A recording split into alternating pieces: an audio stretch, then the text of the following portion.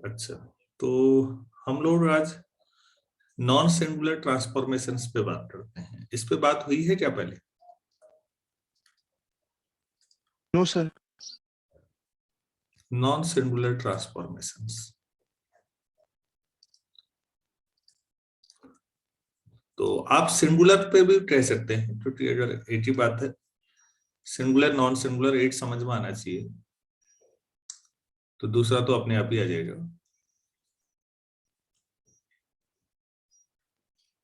हमने ये पढ़ा था कि कोई लीनियर ट्रांसफॉर्मेशन इन्वर्टिबल कब होता है?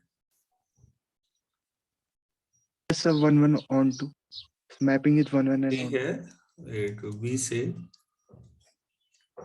डब्ल्यू एफ में मान लीजिए दो वेक्टर स्पेसेस हैं एक ही फील्ड के ऊपर, और वो बाइजेक्शन है। बाइजेक्शन मतलब 1 1 on 2, तो टी इनवर्स एग्जिस्ट करता है, ये बात हुई थी हमारी। और टी इनवर्स भी लीनियर है, ये भी पढ़ लिया था शायद। Yes sir. Also yes linear sir. Transformation. T inverse W से वी में होगा, वो भी ठीक है। तो इन्वर्टिबल हमने पढ़ लिया है। आज हम ये कहते हैं कि अगर कोई बाइजेक्शन आपको ऐसा मिल रहा है, या जिसका एक 1 1 मैपिंग है ना, कोई मतलब कर्नेल में केवल 0 वेक्टर ही हुआ, फिर 1 1 है, तो यस फिर उसे, हाँ, उसे नॉन सिंगुलर कहते हैं। मैं यहाँ पर लिख देता हूँ। और linear transformation T from V F two W F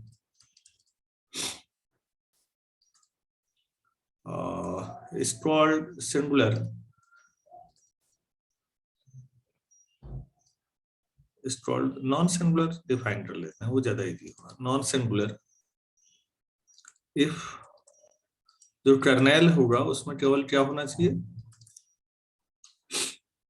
0 vector. तो टी इज नॉन सिंगुलर अगर कहीं पर भी है, तो आप कह सकते हैं टी इज इनवर्टिबल।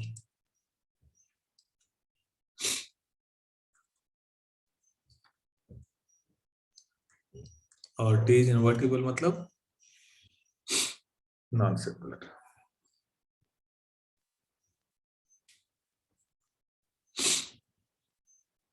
तो ये तो डेफिनेशन में थ्योरम करते हैं, काफी यूजफुल रिजल्ट है।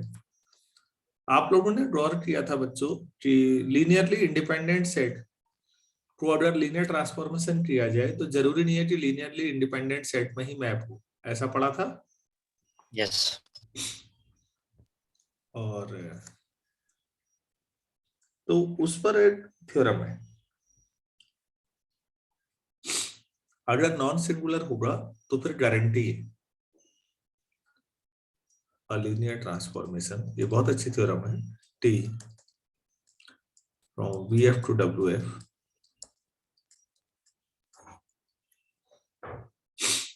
is non-singular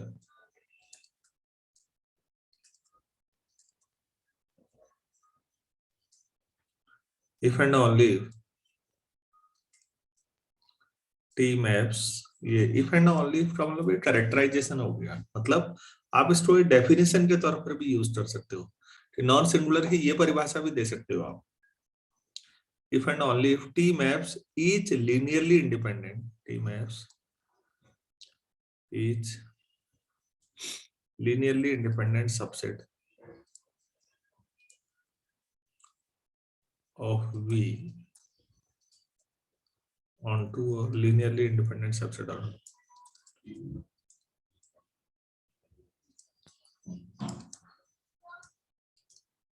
और आप इसका कन्वर्स भी मान सकते हैं। अगर V का कोई भी लीनियरली इंडिपेंडेंट सबसेट लीजिए, कोई भी, और उसकी जो इमेज सेट है वो भी लीनियरली इंडिपेंडेंट ही आ रहा है, तो फिर गारंटी है कि टी नॉन सिंगुलर है। और टी नॉन सिंगुलर है तो ऐसा होना है, तो हम इसे प्रूफ करते हैं।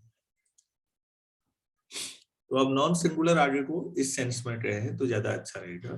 तो पहले इफ पार्ट ले लेते हैं।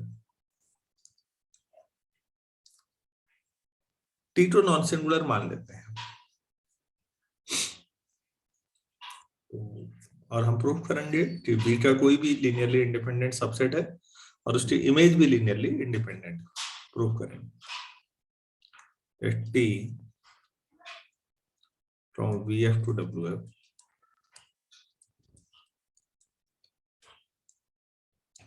be a non-singular transformation.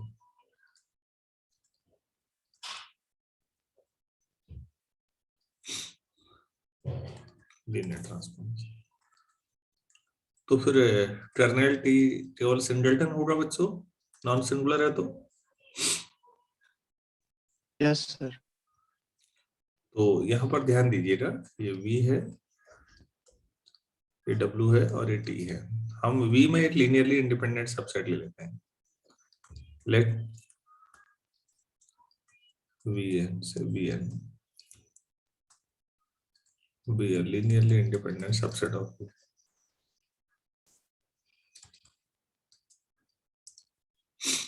तो यहाँ पर क्या प्रूव करना है, दावा क्या रहना है हमारा, claim? TV1 to TVN is also linearly independent. Is also linearly independent subset of W. ये हम करेंगे, ठीक है। लीनियरली इंडिपेंडेंट के लिए जो तरीका अपनाया जाता है वो अपनाइए please. Let A1 into TV1 AN TVN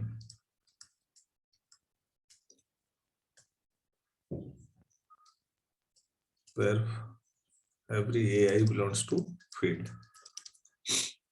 T linear transformation है तो A1 B1 plus AN BN equal to 0 vector. क्यों? As T is a linear transformation, तो इस प्रॉपर्टी से तो A1 B1 से लेके AN BN तक ये जो सम है, ये वेक्टर, इसकी इमेज 0 पे जा रही है, तो ये कर्नेल में जाएगा या नहीं? नल स्पेस मतलब। Yes yes sir. सर। लेकिन आप सबसे ऊपर देखिए, आपने लिखा है कि कर्नेल तो केवल 0 वेक्टर है, तो इसका मतलब A1 B1 कर्नेल T मतलब 0 वेक्टर, ऐसे लिख दो यार, तो ये 0 ही हुआ फिर। तो AN BN इक्वल टू 0। अभी तो आप कह रहे थे कि ये यहाँ पर ये सब लीनियरली इंडिपेंडेंट है, तो फिर A1 से लेकर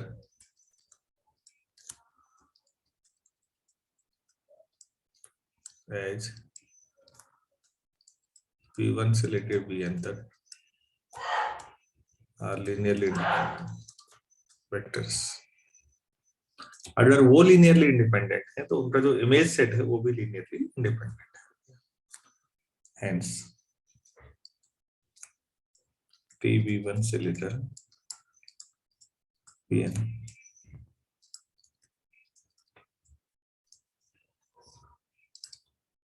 बस हो गया।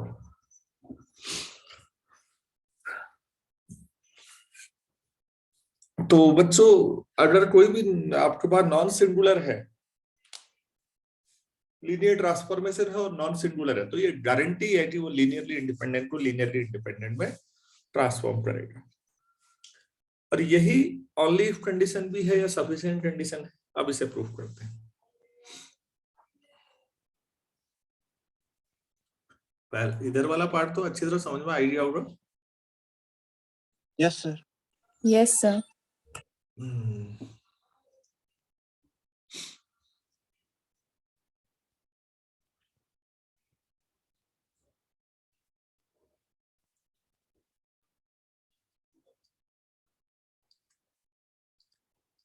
ओनली पार्ट में मान लेते हैं कि ऐसा ही हो रहा है कि इट हर एक linearly independent set. Let T maps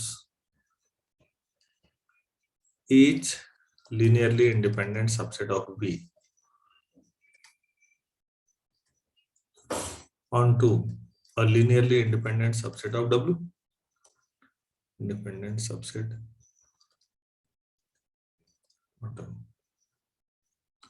ठीक। तो इस दौरान अब क्लेम क्या है? T is non singular।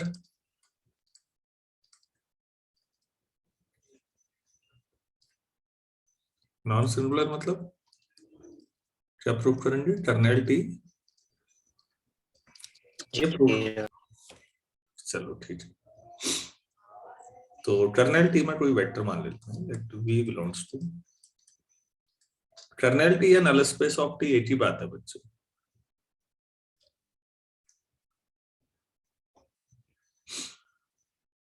अगर ये टर्नल में है तो T of v equal to 0, ये वेक्टर मिल जाएगा आपको, ठीक है।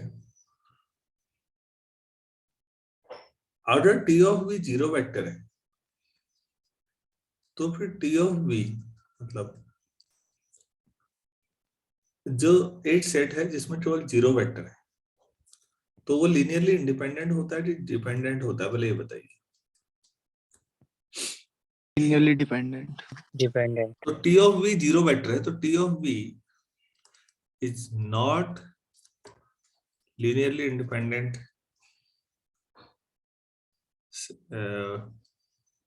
इन w।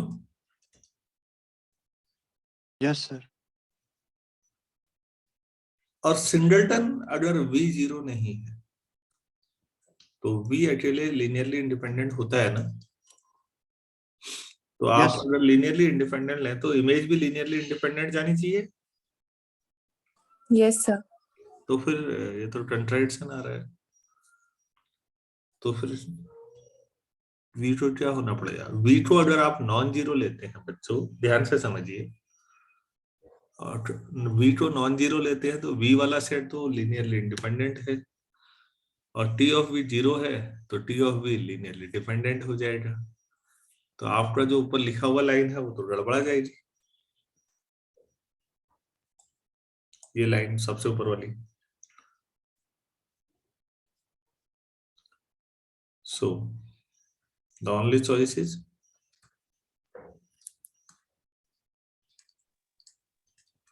v क्या हो जाए? तो आप Zero. हाँ, तो आप टर्नल टी में लेते हैं और अब आपके पास एक ही चॉइस है, तो इसका मतलब टर्नल टी में और कोई चॉइस ही नहीं हो सकती। टर्नल टी क्या आ जाएगा? तो टी इज नॉन सिंगुलर। मैं ज्यादा तेज तो नहीं बोल रही है, ये समझ में आया सबको? अगर आप टी वी को नॉन जीरो वेक्टर मानते हैं टर्नल में नॉन जीरो, तो v अकेले तो लीनियरली इंडिपेंडेंट है, लेकिन उसकी इमेज तो 0 वेक्टर आ गई ना, और 0 वेक्टर जो होता है वो डिपेंडेंट होता है, तो t ऑफ v डिपेंडेंट हो जाएगा। तो एक इंडिपेंडेंट इमेज डिपेंडेंट कैसे आ सकती है? आपका क्लेम क्या है? अरे भाई, समझ में आ रही है मेरी बात? Yes, sir. Yes, sir.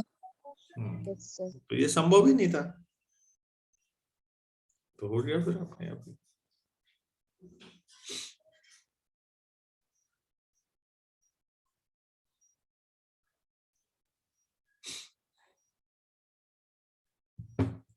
चलो अच्छी बात है, अगर ये पूरा क्लियर हो गया है तो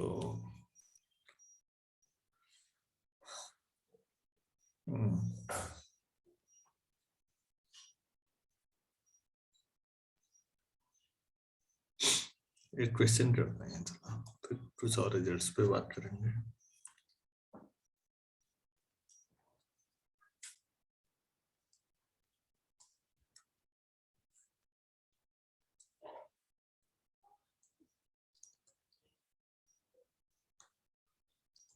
Let t from R3 to R3 we defined as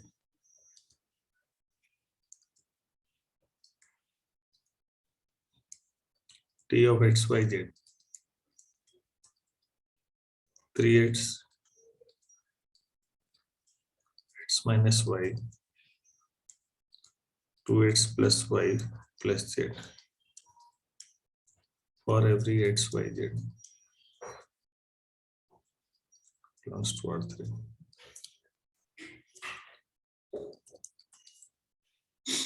Prove that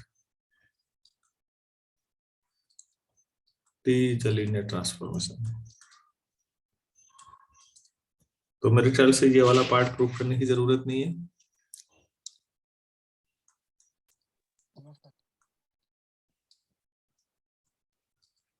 Is T invertible?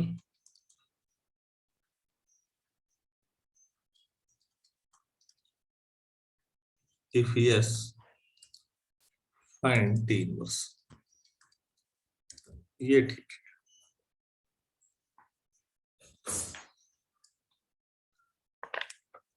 कैसे करें? एक सवाल और है इसी में, तीसरा। Prove that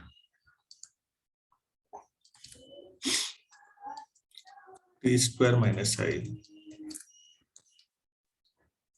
T minus 3I equal to 0 vector.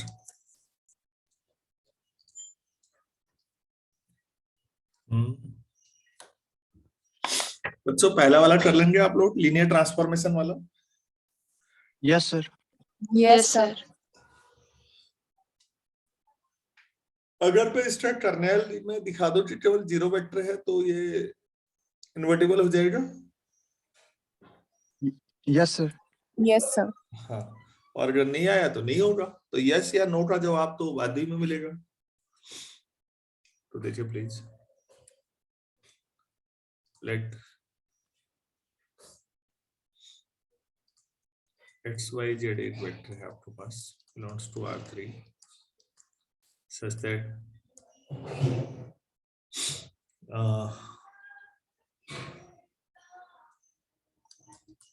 X Y Z में कर्नेल में मान लेता हूँ, नल स्पेस में, एक ही बात है। तो T of X Y Z क्या होना चाहिए फिर?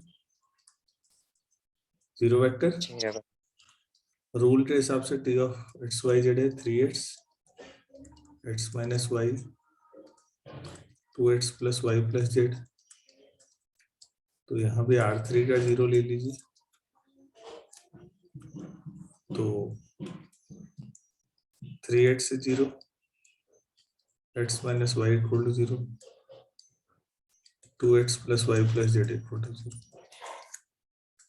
तो भाई पहले से x इक्वल टू 0 आना है, और कोई भी कलाकारी दिखा हुआ y भी 0 ही हो जाएगा जब x 0 होगा, और x और y दोनों 0 होंगे तो z भी 0 होगा। सो ओनली, और कुछ आएगा ही नहीं, बस कर्नैलिटी। भाई x भी 0 हो रहा है, y भी 0, z भी 0, नॉन 0 तो आ ही नहीं रहे। दिस इंप्लाइज कर्नैलिटी केवल 0 वेक्टर हुआ या नहीं? इसका मतलब Yes, sir. T is invertible, non singular है ना T। तो इसका मतलब T का इनवर्स एग्जिस्ट करेगा। पहली बात समझ में आई आपको? Yes, sir. Sir. अच्छा,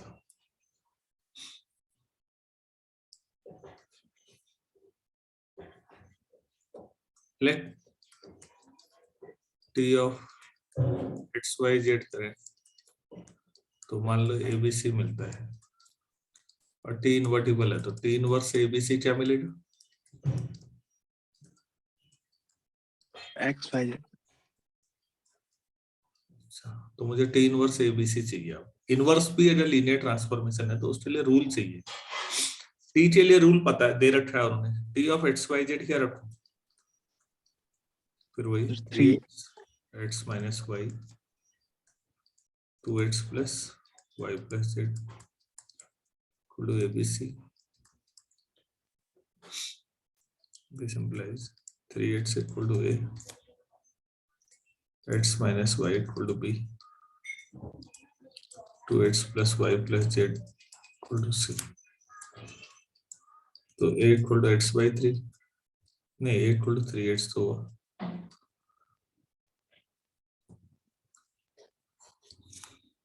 x की वैल्यू रख देंगे A by 3,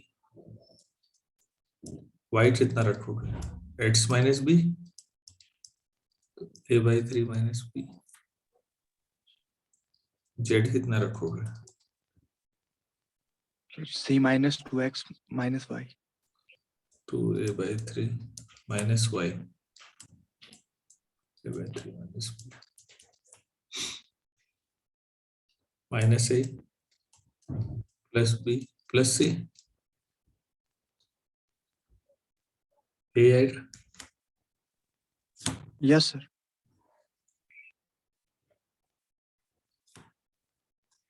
from 1 T inverse आपने ABC लिखा था. A is your X is over A/3 Y is over Z is a minus A SP plus C. आपने T इनवर्स के लिए भी फॉर्मूला डिराइव कर दिया. ध्यान से देखिए, अच्छा सवाल है. अगर T के लिए आपको फॉर्मूला दिया है तो पहले आपको चेक करना है कि ये इन्वर्टिबल है या नहीं. अगर इन्वर्टिबल नहीं है तो झंझट ही खत्म, छोड़ो. लेकिन अगर इन्वर्टिबल है तो फिर इनवर्स के लिए भी फॉर्मूला डिराइव होना चाहिए. तो वही है. तो सारा मामला टर्नेल पे आगे टिक गया.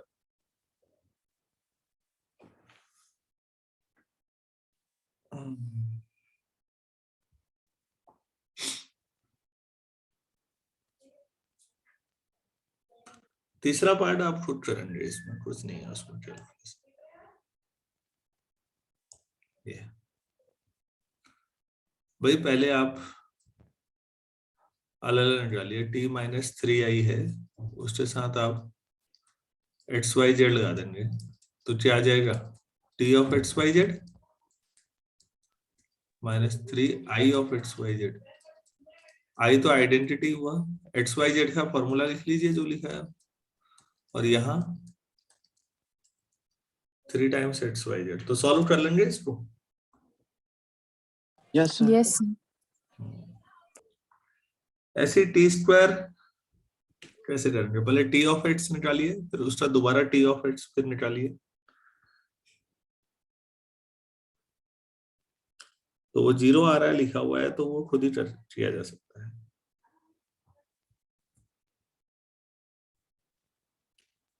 ठीक है. तो अगर लीनियर ट्रांसफॉर्मेशन दिया जाए तो उसका इनवर्स निकाला जा सकता है.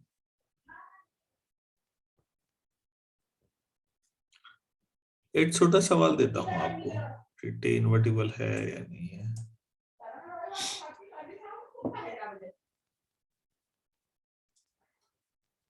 तो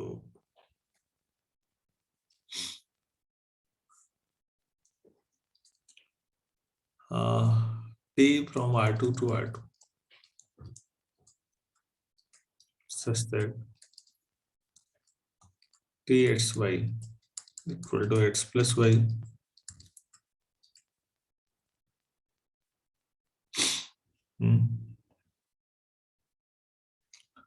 X plus Y,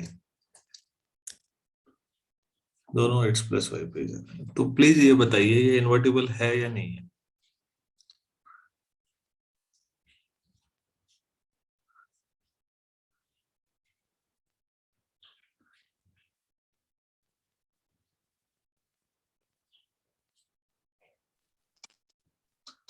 नहीं है सर. नलिटी 1 आ रही है. नलिटी 1 आ रही है. नलिटी तो सर X plus Y है ना, कोई भी आप ऐसा वेक्टर मान लेते हैं तो T of 1 minus 1 कहाँ जाएगा? सर 0,0. T of 2 minus 2 0,0. तो अब आप देखिए, आप X और Y को इक्वल और अपोजिट लेंगे तो आपको ढेर सारे वेक्टर मिलेंगे जो सब 0 पे मैप हो रहे हैं. तो क्या ये मैप 1 1 है? तो दिख ही रहा है कि नहीं है. No. तो जब 1 1 नहीं है तो हो गया, फिर ये फिर इन्वर्टिबल का चांस ही नहीं है. चलिए थोड़ा सा बदलाव करते हुए एक सवाल और पूछता हूं मैं आपसे. आप इस सवाल का जवाब दीजिए.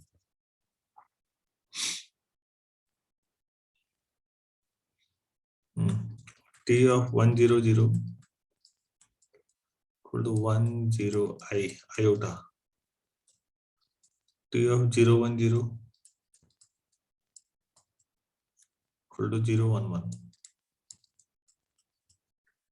और t of 0 0 1 iota 1 0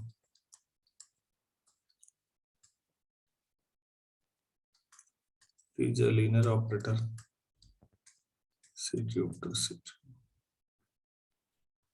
over C है, फील्ड भी C, तो अब बताइए इज T इन्वर्टिबल?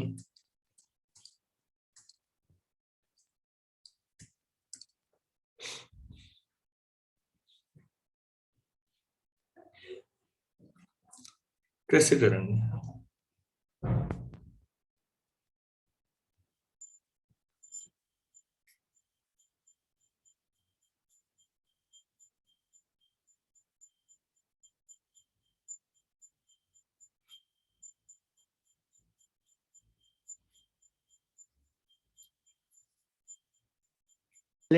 टी का जनरल टी के लिए जनरल लीनियर एक्सप्रेशन डिराइव कर लेते हैं, फिर टी को अगर 1 1 हुआ तो इन्वर्ट, अगर कर्नैलिटी में 0 आएगा।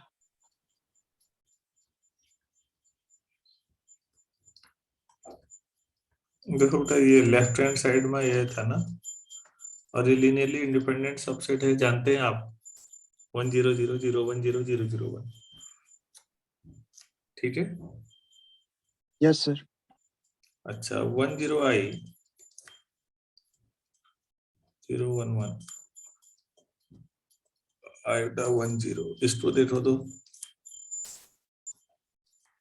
अगर ये लीनियरली इंडिपेंडेंट आ रहा है तब तो फिर आगे बात करें।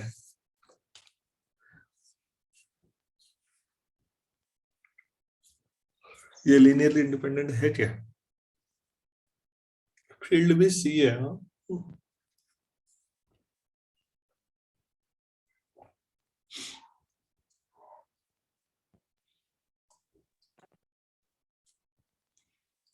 A times 1 0 I B times 0 1 1 C times I 1 0 equal to 0 0 0 A plus I C, B तो 0 हो गया, B plus C और I A plus B equal to 0 0 0, ये मिल रहा है।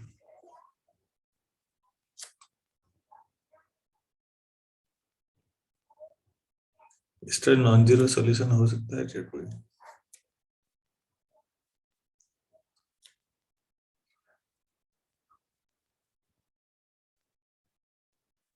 B plus C 0 है, तो B को अगर मैं 1 ले लूं तो C को क्या ले लूं? -1। तो पहले में रख दूं अगर C -1 तो A कितना हो जाएगा? I, ठीक है? यस।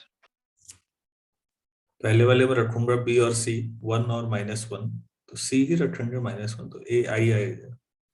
A अगर I आ गया तो I times 1 0 I plus 1 times 0 1 1 plus -1 times I 1 0, तब जाके आप 0 0 0 ला रहे हैं, इसका मतलब इसमें गौर करिए ना। तो फिर क्या आप इन वेक्टर्स को लीनियरली इंडिपेंडेंट मानेंगे? No sir. No. मैंने आपको बताया था लीनियर इंडिपेंडेंस और लीनियर डिपेंडेंस फील्ड पे भी डिपेंड करते हैं। एक फील्ड में जो वेक्टर लीनियरली इंडिपेंडेंट है, दूसरे में वो डिपेंडेंट भी हो सकते हैं। जब मैंने मैट्रिसेस शुरू किया था उससे पहले वाले नोट्स में देखिएगा, कॉपी में लिखा हुआ मिलेगा आपको एग्जाम्पल। तो क्योंकि यहाँ पर रियल फील्ड होता तो अलग बात थी, तो रियल को रियल के बराबर करते, इमेजिनरी के बराबर वाला वो चलता है। लेकिन कॉम्प्लेक्स फील्ड है तो ये सॉल्यूशन कॉम्प्लेक्स में लिए जा सकते हैं। तो ये वेक्टर लीनियरली डिपेंडेंट है आगे। मतलब आपके पास एक लेफ्ट हैंड साइड में आपने एक से वेक्टर स्टार कलेक्शन लिया जो लीनियरली इंडिपेंडेंट है, ये वाला, और जो उसकी इमेज है, इमेज सेट ये वाला, वो linearly dependent vector star collection आ गया। तो क्या ये इन्वर्टिबल हो सकता है? नहीं No, No, sir. sir. नहीं हो सकता, बस ठीक हो गया। तो इसी तरह के कुछ क्वेश्चन सॉल्व करने हैं बच्चों। अभी इसको मैं ब्रेक करता हूँ और 8-10 पे हम जुड़ते हैं दोबारा, फिर आगे बढ़ते हैं।